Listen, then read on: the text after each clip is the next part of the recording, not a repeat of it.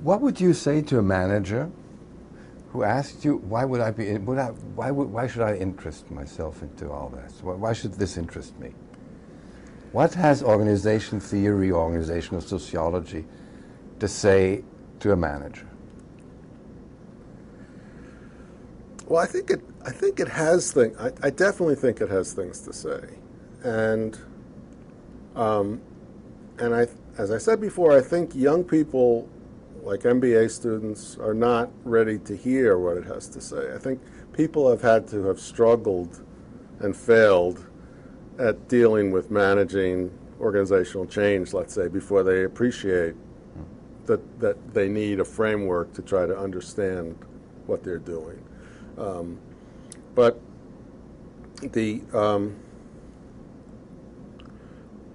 what we offer managers, I think, are frameworks for thinking through alternatives, alternative organizational designs or alternative organizational changes, not as prescriptions. I just don't think we're going to come up with prescriptions for exactly how to do it. I think that trivializes their problem, actually.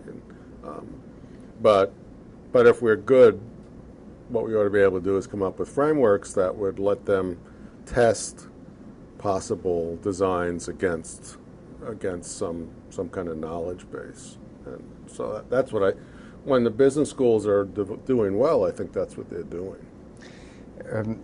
And I think it's in organizational demography that you sort of have a few, you say, well, organizational ecology has brought up a series of counterintuitive results. Mm-hmm.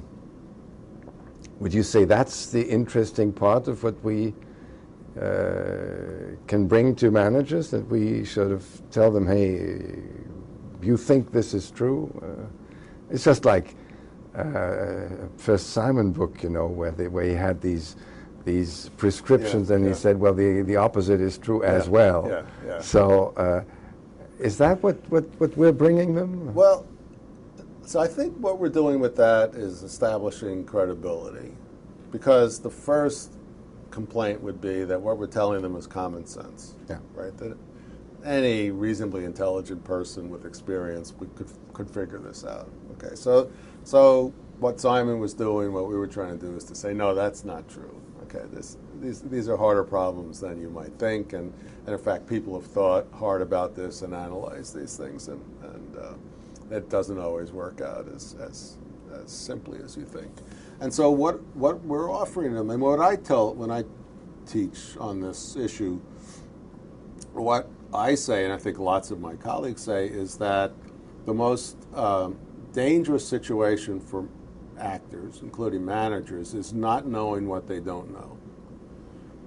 So when I see organizations get into really disastrous problems in change, for example, it's usually that they undertook something without understanding what its possible consequences were in the organization, because they just didn't know how things were connected in the organization.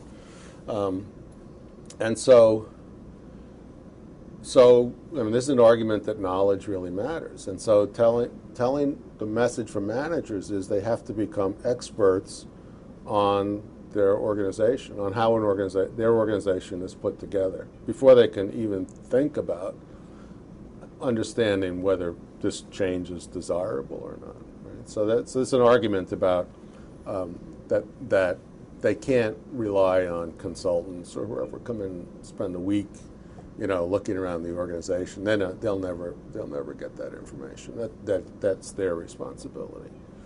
Just like my sociology colleagues who teach human resources management argue that CEOs have to be the chief, people persons, or however we put it in these days, right?